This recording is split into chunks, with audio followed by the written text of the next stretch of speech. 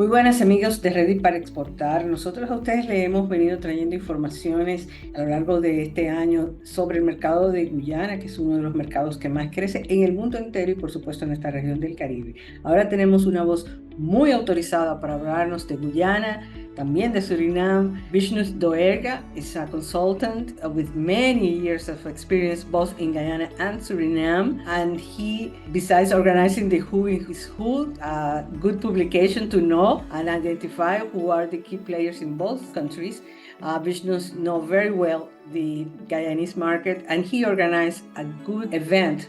So we are going to talk about all of that. But before, Vishnu, tell us about why Guyana is an important market for Dominican Republic to look at. Well, thank you very much, Diana, for the opportunity to share some information with you. Both Guyana and Suriname are members of CARICOM, and CARICOM does have an agreement as well with the Dominican Republic. And Guyana specifically has a very strong relationship, and a relationship that continues to evolve as well with the Dominican Republic. The reason why these two markets should be very interesting is that we're the only two members of CARICOM that are on the South American mainland. So although we belong to the Caribbean community, we are on the South American mainland, which gives us access to the rest of South America. And also we have a larger population than a lot of the Caribbean islands.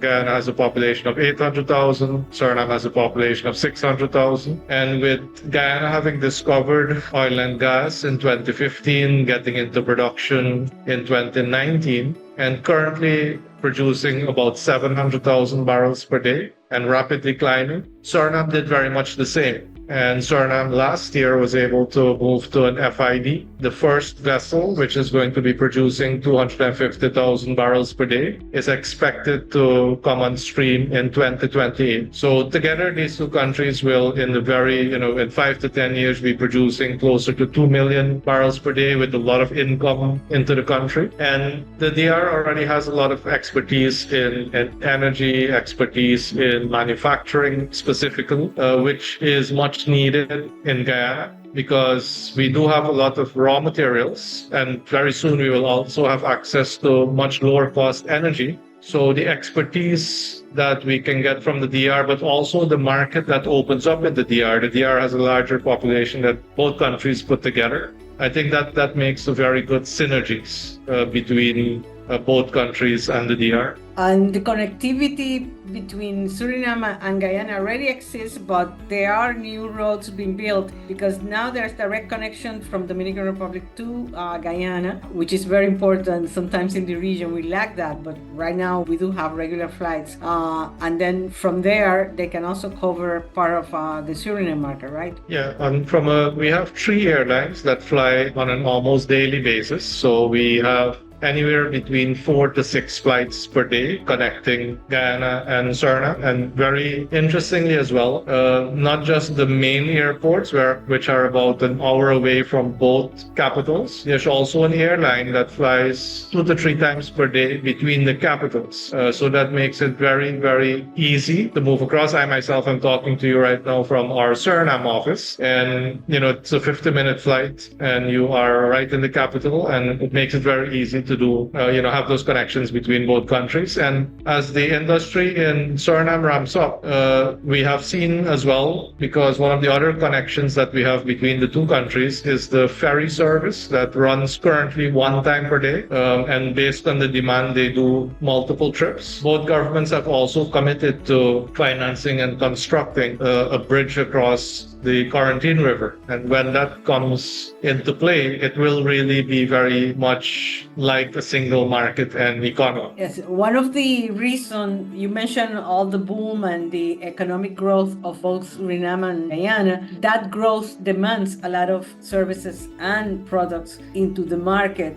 Can you just name a few of those sectors that Dominican companies can look at, not just for export, but also for investment? Yeah, I think definitely the energy sector, we will have access to a lot of gas, and we already have the first energy plant being built. There are tenders out currently for the second plant. There's talk about more plants in different areas of the country. So I think in the energy sector, I think that's definitely an area because we need large amounts of energy in both countries to be able to really kickstart our manufacturing sector. And, in the region, the DR is known for its strength in manufacturing. So I think if I were to highlight the top three, definitely energy, manufacturing, and I would say mining as well. We do have a very large mining industry. Before oil and gas, 80% of our economy was just dependent on gold mining and gold exports. Now it has become 15% and oil has become 80% of our economy. Again, for the manufacturing component, we are located in a region that has very fertile soils. Primary agricultural products have always been large, but we've never done significant secondary and finished products. So that's another area as well that could be focused on. So for a company that wants to explore those markets, besides getting a copy of the Who is Who in Suriname and Guyana, in your experience dealing with a lot of the businesses that are coming in, what are the 2 or 3 things that they must know to enter? Well, I've been doing business between both countries for the last 25 years. I'm at home and so we have offices in both countries. And we've supported a lot of companies in both countries. But about 2 years ago, we recognized that when I say we, the ambassadors of both countries, and particularly the Suriname ambassador to Guyana, because initially the intent was more Surinamese companies coming into Guyana because the market was developing so rapidly that we decided to establish the Suriname-Guyana Chamber of Commerce, because we noticed that bigger companies, especially from places like the DR, want to come into a region that is a bit larger so that they're not just, maybe they see Guyana as a small market or Suriname as a small market. We have seen many of the larger regional and international companies want to come and invest in both countries simultaneously. So that's why 2 years ago, actually on August 31st, so it's going to be exactly 2 years ago, we established the Suriname-Guyana Chamber of Commerce to really provide that support needed to both countries, but also the international companies that are looking for a roadmap of how to get started, potential partners that they could work with, and just, buyers and suppliers, the whole supply chain that is needed. To date, we have about 100 members over the 2 years. This evening in Suriname, we actually have a networking cocktail, and we're expecting a large number of companies to be there as well. And we create those activities on an ongoing basis because, as you know, the same way we met, people need to talk to each other, build relationships, get to know each other, understand what the businesses do.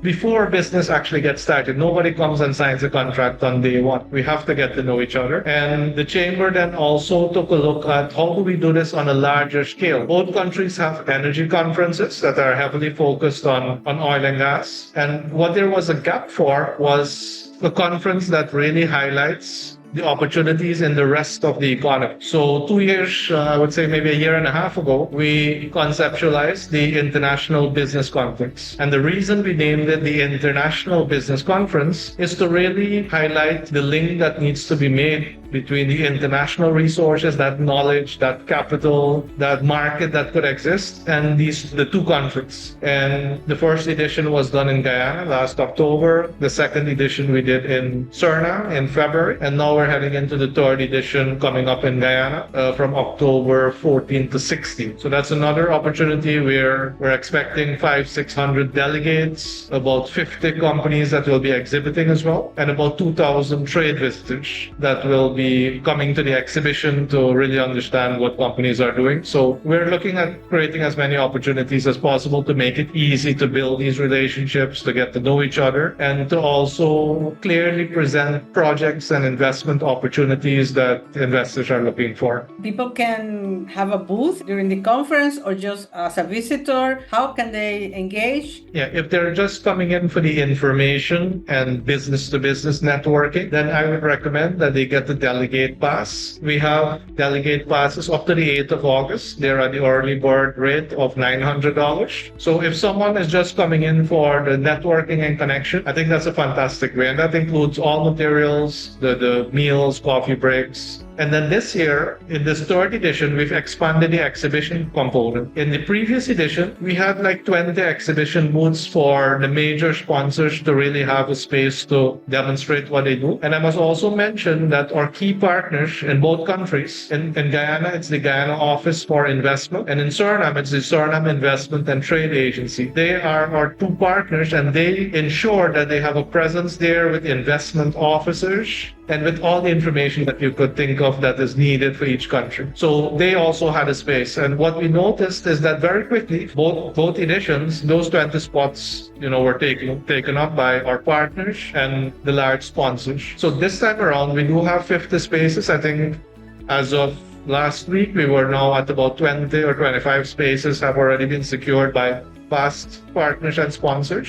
So there is an opportunity for companies that are not just coming for information, they actually want to demonstrate their capacity and they need a space to be able to demonstrate their capacity. That option is available. So those that want to participate, where do they need to go? The easiest way is to go to GuyanaBusinessConference.com. We made the website really easy, so just GuyanaBusinessConference.com. Present you with some more information, and as soon as they do get registered, they get access to the event app, and they can immediately see everyone who will be attending. They can start making their connections before the event, and also they can book for meetings during the event as well. So GuyanaBusinessConference.com. Yes, and also there is the Dominican Republic Embassy in Georgetown as well.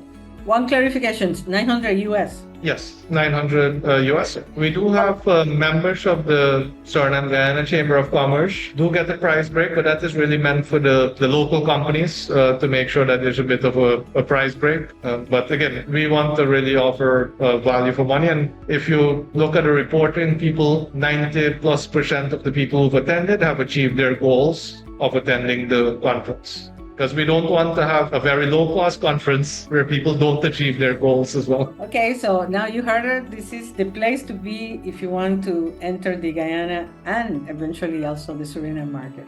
Thank you, Vishnu, for your time, and a ustedes los esperamos la próxima semana en Red para Exportar y en Metrópolis.